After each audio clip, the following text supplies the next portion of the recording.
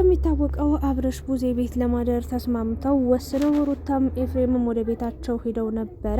አብርሽ ደግሞ ቡዜ ቤት ቀርቶ ነበረ። ነገር ግን በሌሊት እንግዲህ የት እንደገባ የት እንደሄደ ጠፍቶ ተብሎ እንግዲህ ቡዜም ዴቭም እንዲሁም ደግሞ ሄርሜላም በጣም በከባዱ እየተጨናነቁ ነበረ። በስተመጨረሻም እኔ ነግሬያችሁ ነበረ አብርሽ የትም አይሄድም፣ እመኑኝ። ከሄደም ሚስቱ ጋር ልጁ ጋር ቤቱ ነው ሊሄድ የሚችለው። የትም ቦታ ሌላ ቦታ ሊሄድ አይችልም። ወይም ደግሞ እንግዲህ ራሱን ለማረጋጋት ወይም ደግሞ ከራሱ ጋር ለመሆን የሆነ ቦታ ተቀምጦ ሊሆን ይችላል። ከዛ ውጭ የትም የሚሄደው ነገር የለም። አብዶ ጨርቁን ጥሎ የሚሄድበት ነገር የለም ብዬ ተናግሬ ነበረ። በስተመጨረሻም አብርሽ እንግዲህ እንደምታዩት በጣም በሚያስገርም ሁኔታ ሚስቱ ጋር ልጁ ጋር እንዲሁም ቤቱ ቁጭ ብሎ እየተዝናና በጣም ሰላማዊ በሆነ ነገር ቢቆይም ድጋሚ እንደምታዩዋቸው እህትየዋም ወንድም ተብየውም እንዲሁም ደግሞ ሄርሜላ ተብየዋም መጣ ቤቱን ሩዋንዳ አድርገውታል፣ በጥብጠውታል። ይህ ልጅ እንግዲህ ብቻውን እንዲሆን ከሚስቱ ጋር እንዲሆን ቤቱ እንዲመለስ ከልጁ ጋር ሰላማዊ ሕይወትን እንዲመራ አልፈለጉም። በየጊዜው እንግዲህ በሽተኛ ነህ፣ ታመሃል፣ ጤነኛ አይደለም፣ ሆስፒታል መሄድ አለብህ፣ መታከም አለብህ እያሉ የባሰ ልጁ ጤነኛ የሆነውን ልጅ ወደ በሽተኛ እየቀየሩት ይገኛሉ። በጣም ያሳፍራል። እውነት ለመናገር አዛኝነን ሀሳቢነን ይላሉ። ነገር ግን በጣም አስቀያሚ ነገር ነው እያደረሱበት የሚገኘው። ይህ ልጅ እንግዲህ እኔ እንዳንተ እንደምትሉት ታማሚ አይደለውም ወይም በሽተኛ አይደለውኝም። ሁልጊዜ ታመሃል፣ በሽተኛ ነህ እያላችሁ አትናገሩኝ። ሩታንም እባካችሁን ጨጓራዋን አትላጧት፣ እያመማት ነው እባካችሁ በማለት እንግዲህ እህቱን ወንድምየውን ቢለምኑትም በስተመጨረሻ ሄርሜላም ተጨምራለች። ዴቭና ቡዜን አልቻላቸውም። በዛም እንግዲህ ሄርሜላ መጣለች። ያሳፍራል። እየደረሰበት ያለው ነገር ያሳዝናል። ኤፍሬምንም ለምን ቤት አታድርም? ለምን ቤት አትሆንም? ለምንድን ነው ከነ አብርሽ ቤት የምትኖረው የምታድረው የምትውለው? ቤት የለህም ወይ በማለት እንግዲህ ቡዜ ኤፍሬምን ጥምድ አድርጋ ይዘዋለች። ኤፍሬምም ይሄ ልጅ ጤነኛ ነው፣ ሰላማዊ ሕይወት ነው እየኖረ የሚገኘው፣ ተይው ተውት ቢልም ሊሰሙት ፈቃደኛ አይደሉም። በተቃራኒው እንግዲህ ሩታ ላይ በጣም እየጮሁባት ይገኛሉ። አፍዝዘሸዋል፣ አደንዝዘሸዋል፣ ስለዚህ ወንድሜን ይዤ መሄድ እፈልጋለሁ እያለች ትገኛለች። አሁንም ህጻን ልጅ ማለት ነው። ይሄ ልጅ እንግዲህ ህጻን አይደለም፣ ትልቅ ሰው ነው። ራሴን አውቃለሁ፣ የምናገረውን ነገር አውቃለሁ፣ የማደርገውን ነገር አውቃለሁ፣ ተውኝ ነው እያለ የሚገኘው። ነገር ግን ቡዜ በተለይ ደግሞ ቁመት ሰጦ ልብ የነሳቸው ቡዜም ዴቭም ይቅርታ አድርጉልኝ፣ ምንም ሰው መስለውም አይታዩኝም። ምንም የወንድምነት የስጋዊ ነገር የሚታይባቸው ነገር የለም። ይህ ልጅ እንግዲህ እስኪ እኛ ብለናል ለፍተናል፣ አልሆነም፣ አልተሳካም። ስለዚህ እስኪ ከሩታ ጋር ሆኖ ደግሞ ይሄ ልጅ ጤንነቱ የሚመለስ ከሆነ በትክክል ጥሩ ነገር ላይ የሚደርስ ከሆነ እንየው እስኪ ብለው እንኳን ትንሽ ጊዜ እረፍት ሊሰጡት አልፈለጉም። ኢቭን በሄደበት ሁሉ እየተከታተሉ ነው። ይህ ልጅ እንግዲህ ሰላሙን እየነሱት የሚገኘው። እኔ እንጃ አብርሽ የት ሄዶ በዚህ ሰዓት ሰላሙን ያገኛል የሚለው በጣም አስቸጋሪ ነው። እንደተባለው እኔ ሩታ አብርሽ እንዲሁም ደግሞ ከተቻለ ኤፍሬም ካልሆነ ደግሞ ሩታ ከልጇ ጋር ከባሏ ጋር ሆነው የሆነ ቦታ ሄደው ተዝናንተው ጥሩ ጊዜ አሳልፈው ቢመጡ ነው የተሻለ የሚሆነው ብዬ አስባለሁ። ምክንያቱም ሄርሜላን በሄደበት ሁሉ እየተከተለች እንግዲህ ሰላሙን እየነሳቸው ነው የምትገኘው። ቡዜ በተለይ ምላሷ በጣም አስቀያሚ ነው። በነገራችን ላይ በጣም ነው የምትጮኸው። በጣም ይሄ ዳቦ በቀደዱ አፏ ትቀደዳለች። ይቅርታ አድርጉልኝ ቡዜ ምንም ወርዳብኛለች። በቃ በጣም ወርዳለች። እና እኔ በሰው ህይወት ውስጥ በዚህ ልክ ገብተው በሰው ትዳር ውስጥ በዚህ ልክ ከሰይጣን እኔ ምንም ለይቻ ላያቸውም። በዚህ ሰዓት ይሄ ልጅ ለምን አይተውትም ለትንሽ ጊዜ? የእሱ ጤንነት የእሱ ደህንነት እንደው የእውነት ካሳሰባቸው ለምን አይተውት? ለምን ከሩታ ጋር በዚህ ልክ ልህ ይጋባሉ? በእውነት ነው የምላችሁ። እኔ እንግዲህ ሩታ ስታሰቃየው፣ ስትመታው፣ ስትገርፈው አላየውም። በእርግጥ እንደ ድሮ አይደለም። አዎ ዝም ብሏል። አሁን በጣም ዝምተኛ ሆኗል። ነገር ግን መሮት ነው፣ መጨቃጨቅም ደክሞት ነው፣ መጮህም ደክሞት ነው፣ ለዛም ለዚህ መልስ መስጠት ደክሞት ነው። በቃ ዝም ያለ ህይወት ከሚስቱ ጋር መኖር እፈልጋለሁ ብሎ ነው የመጣው። ይሄን ልጅ እንደዛ ሲል ታዲያ እውነቱን ሊሆን ይችላል። ምናልባት እኮ ከሄርሜላ ጋር ከቀጠለበት ጊዜ ጀምሮ ምንም አይነት ሰላም አልነበረውም፣ ምንም አይነት ትክክለኛ ህይወት አልነበረውም። ስለዚህ ቁጭ ብሎ አስቦበት ይሆናል ወደ ሩታ የተመለሰው ብለው ማሰብ ሲችሉ፣ ነገር ግን ከሩታ ጋር እንዳይሆን እንጂ ጥረታቸው በዚህ ሰዓት አብርሽ ጤነኛ እንዲሆን ወደ ራሱ እንዲመለስ አይደለም የሚፈልጉት። እመኑኝ፣ አብርሽን ከሩታ ማስጣል፣ አብርሽን ከሩታ ማዳን፣ አብርሽን ከሩታ መውሰድ፣ አብርሽን ወደ ሄርሜላ ማስጠጋት ወይም ደግሞ ሄርሜላ ከአብርሽ ጋር እንድትቀጥል ማድረግ እንጂ ምንም የአብርሽ ጤንነት አሳስቧችሁ አይደለም በዚህ ልክ እየጣራችሁ የምትገኙት። ፈጣሪው ናችሁ። እንደው ይሄ ልጅ በእውነት ለመናገር ዛሬ እኮ ተናገረ እውነቱን። እባካችሁ ተውኝ፣ እኔ ጤነኛ ነኝ፣ የባሰ ያልሆንኩትን ሆነሃል፣ ያልታመምኩትን ታማሃል እያላችሁ ከራሴ ጋር አታጣሉኝ፣ ሚስቴንም በዚህ ልክ አትናገሯት ብሏልና ይሄ ልጅ እንግዲህ ሩታ 5 ቀን ነው ተብላ የተናገረችው። ነገር ግን አይሆንም፣ 1 ቀን ይደር እዚህ፣ ከዛ በኋላ መጥቼ ወስደዋለሁ ነበር ብላ የሄደችው ወደ ቤቷ ስትሄድ ሶላ አብርሽ ኤፍሬም እንግዲህ 1 ቀን እደርና መጠን እንወስዳለን ደህና ትሆናለህ ብለው ቴክስት ሲያደርጉለት ይሄ ልጅ 1 ቀን እንኳን እንግዲህ የእህቱ ቤት ማደር አልፈለገም። ምክንያቱም ሲነጋ የሚመጣውን ጭቅጭቅ ያውቃል። ሲነጋ ሄርሜላ መጣ ምን እንደምትለው ያውቃል። በቃ እዛ ቤት ሆኖ እንዲነጋ አልፈለገም። ባጭሩ አልፈለገም። መሄድ ነው የፈለገው። የት ነው መሄድ የፈለገው? ሚስቱ ጋር። የት ነው መሄድ የፈለገው? ልጁ ጋር። የት ነው መሄድ የፈለገው? ትዳሩ ጋር። የት ነው መሄድ የፈለገው? ቤቱ። ሌላ የትም ጫካም አልሄደም። ምንም ሲያረግም አላዩትም። አብዶ ጨርቁን ጥሎ ሲሄድም አላዩትም። ሕክምና የምትሉት ሲጀመር ተናገረ እኮ ምንም ህመም እንደሌለበት፣ ምንም እንዳልሆነ፣ ምንም የሆነ በሽታም እንደሌለበት፣ በቃ የጭንቀት መደራረብ፣ የሀሳብ መብዛት እንጂ ምንም በሽታ እንደሌለበት ተነገረ። ታዲያ ይሄ ልጅ ትተውት ሰላም እንዲሆን ጤነኛ እንዲሆን ማድረግ ሲችሉ በዚህ ልክ በሄደበት ሁሉ መከተል። እኔ የገረመኝ የሄርሜላ ጉድ ነው።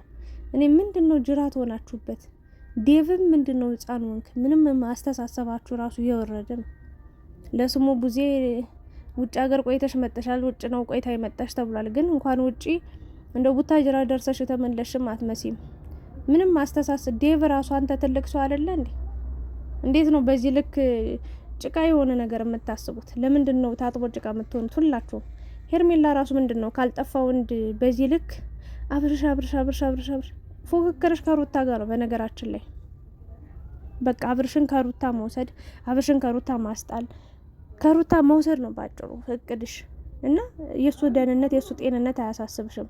የማትፈለጊበት ቦታ ለምን ትገኛለሽ? አሁን ቡዜ ቤት መጣሽ። ሩታ ለምን ሩታ ለምን ሄርሜላን ታመጣታላችሁ? እሷ ነች ሰላሙን እየነሳች ያለችው። ሲጀመር አይመለከታትም፣ መምጣት የለባትም እያለች ብትነግራቸውም በተደጋጋሚ አብርሽ ያለበት ጋር እየጠራችሁ እንግዲህ ሄርሜላ እንድትገኝ ታደርጋላችሁ። አሁን ደግሞ ይባስ ብሎ ራሳችሁ ናችሁ ደውላችሁ የጠራችኋት። እርግጠኛ ነኝ ቤቷ ሩታ ቤት አብርሽት መጣ ሰላሙን እያነሳችሁ ነው የምትገኙ። በማይመለከታት ጥልቅ ብላ የገባችሁና በጣም ያሳፍራል። እውነት ለመናገር ውይ እኔ ሰላሙን አብርሽ መቼ እንደሚያገኝ አላውቅም።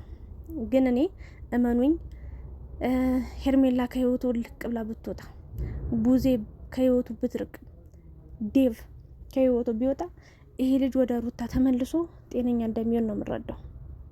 በእውነት ነው የምላችሁ። ይህንን ሀሳብ ስሰጥ በጣም አሞኝ እየተንቀጠቀጥኩ ነው እያወራው ያለሁትኝና በጣም አስቸጋሪ ነገር ነው እያሳለፈ ያለው አብርሽ። ተውኝ፣ ብቻዬን መሆን እፈልጋለሁ፣ ሚስቴ ጋር መሆን እፈልጋለሁ፣ ትዳሬን መቀጠል እፈልጋለሁ ሲል እንግዲህ ሰላምን የማይፈልግ ትዳርን ተሰብስቦ አንድ ሰው ጠፍቶ ወደ ነበረበት ቦታ ተመልሶ ትዳሬ ህይወት የኖሮ ሲል አይሆንም የሚል ሰይጣን ብቻ ነው። እመኑኝ፣ የሰይጣን ሀሳብ ብቻ ነው። እና በዚህ ሰዓት ቡዜም ዴቭም ሄርሜላም የሰይጣን ሀሳብ ነው እያራመዱ የሚገኙት። ምንም የራሳቸውን ጥቅም ብቻ ነው የሚያሯሩጡት። በቃ ለራሳቸው ብቻ ነው የሚሮጡት። እነሱ ብቻ ነው የሚጮሁት። እነሱ ብቻ ናቸው ትክክል። እነሱ ብቻ ናቸው አዋቂዎች። እነሱ ብቻ ናቸው ለአብርሽ የሚያስቡት። እዚህ ጋር ሩታ ምንም ናት። 2 አመት እኮ ራሷን አሳልፋ 3 አመት በላይ አብራው የቆየች ሴት ነች። በነገራችን ላይ ብዙ የሆነችለት ብዙ ዋጋ ዛሬ የመጣች አዲስ አፍቃሪ እኮ አይደለችም። ለምን በዚህ ልክ ሩታን እንደ ሰይጣን እንዳያችኋት? ለምን ሩታን በዚህ ልክ እንደ ጠንቋይ እንዳያችኋት አላውቅም። ምን አብልታው ነው? ምን አስነክታው ነው የምትሉት? ችግራችሁ ከሩታ ጋር ነው። የምሬ ነው የምላችሁ። ትንሽ እንኳን ቆም ብላችሁ ብታስቡ ይሄ ልጅ እሺ ሰላሙን እያገኘ ነው የእውነት እስኪ እንየው 1 ቀን 2 ቀን ብላችሁ እንኳን ማደር ዝም ማለት አልፈለጋችሁ። በሄደበት ሁሉ ገና በሌሊት መጣችሁ ታሳድዱት አላችሁ። በእውነት ይሄ ልጅ ነፍስ አላጠፋ፣ ሰው አልጎዳ፣ ሰው አልበደለ። እናንተ ጋር ደርሶ ያስቀየማችሁ፣ ያስከፋችሁ፣ ያሳዘናችሁ ነገር የለም። ታዲያ በዚህ ልክ ለምንድን ነው ይሄ ልጅ ዋጋ እንዲከፍል እያደረጋችሁት ያላችሁት? ታዲያ ለምንድን ነው ይሄ ልጅ ሰላሙን እንዲያገኝ እያደረጋችሁ ያላችሁት? በቃ ሰላም የምትነሱት እናንተ ናችሁ። በሄደበት በሙሉ እግሩ በተራመደችበት ቁጥር እየሄዳችሁ መከራ እያበላችሁት ነው። ሄርሜላ ራሱ አንቺ ምን ወስዶች ነው ሩታ ቤት ሄድሽው? አንቺ ምን መፍታለሽና ነው እዛ ቤት የመሄድ ምን ስልጣን ኖሮች ነው የምትሄጂው? እንኳን ሩታ ማለት ነው አብርሽ ራሱ በአንደበቱ እኮ ማየት እንደማይፈልግ ከአንቺ ጋር መሆን እንደማይፈልግ የራስሽን ኑሮ የራስሽን ህይወት መኖር ነው ያለብሽ፣ እኔን ተይኝ፣ እኔ ህይወቴ ኑሮዬ ከሩታ ጋር ነው ብሎ አስረግጦ ነገረሽ። ታዲያ ምን አርግ ነው የምትይው የምትከታተዩ? በእውነት ምንድን ነው ምን ፍጠር ነው የምትሉት? በተለይ ቡዜ አቤት ድምጽሽ ሲዘጋ በፈጣሪ ስም፣ አቤት ንግግርሽ ሲያስጠላ። እኛኛኛኛኛኝ በሌሊቱ አንተ መጣ ወይ እዚህ ነህ እንዴ? አሁን ለምሳሌ እንደው መልካም ሰው ብትሆን ቡዜ ዴቭ እንደው ጥሩ አስተሳሰብ ቢኖራቸው የእውነት ደንግጠው አብርሽ በመጥፋቱ አዝነው ቢሆን ኖሮ መጡ አይደል? አብርሽን አገኙት። እንደው ምን ጉድ ናችሁ? ምን ጉድ ነህ? ምንድን ያስነኩ? ታመሃል? አሁን ሆስፒታል መሄድ አለብን ነው ማለት ያለባቸው? ገና በጠዋቱ መጣው አእምሮን መረበሽ አእምሮን መበጥበጥ ነው ያለባቸው? ወይንስ ወይ እኛ እኮ ደንግጠን ነው እኛ ቤት ነበር የነበርከው እዛ ታድራለህ ብለን ሰላም ነህ ብለን እያሰብን በነበረ ሰዓት ድንገት ተነስተ ስጠፋብን ደንግጠን ነበር። እንኳንም አገኘን ወንድሜ፣ እንኳንም እዚህ ወንክልን፣ እንኳንም ሌላ ቦታ ሄድክ በዛ ምሽት። ለማንኛውም ችግር የለውም በቃ ግን ክትትል ማድረግ አለብህ። ዶክተሩ ያለን ሰምታል አይደል? እዛ ሞንክ እዚህ ሞንክ ክትትል ማድረግ አለብህ። በቃ ጤነኛ መሆን አለብህ። እንደዚህ ብለው መልካም ሀሳብ ነው መስጠት የነበረባቸው ወይስ በዚህ ልክ ሩታ ላይም ኤፍሬም ላይም አብርሽ ላይም እየጮሁ ነው ሩዋንዳ ማድረግ የነበረባቸው ቤቱን?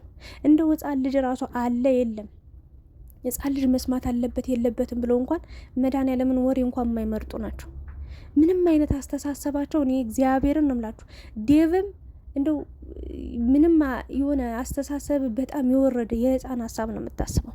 ምንም አረቃችሁ የሚያሰብ የሚባል ነገር የላችሁ። ቡዜም ብትሆኝ አንቺ ታላቅ እህት እኮ እንደ እናት ናት፣ የእናት ምትክ ናት አይደል እንዴ? አንቺ በቃ ወደ አውሬ ተቀይረሻል። በቃ ተውት ልጁን። በቃ አሁን ላይ ያለበት ኑሮ ያለውበት መንገድ ተመችቶኛል፣ ተውኝ፣ በቃ ከሚስቴ ጋር ልሆን ብሏል።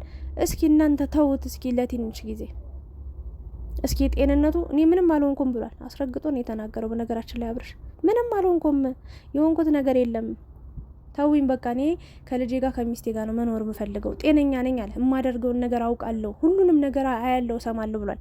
እናቴ ትሙት እየታዘባቸው ነው ሁሉንም ምን እንደሚያደርጉ ማለሱ በትክክል እያሰበ እንደሆነ በእውነት እመኑኝ። አብርሽ ሩታ ኤፍሬም የተመካከሩት ትልቅ ነገር ባይኖር ኖሮ በዚህ ልክ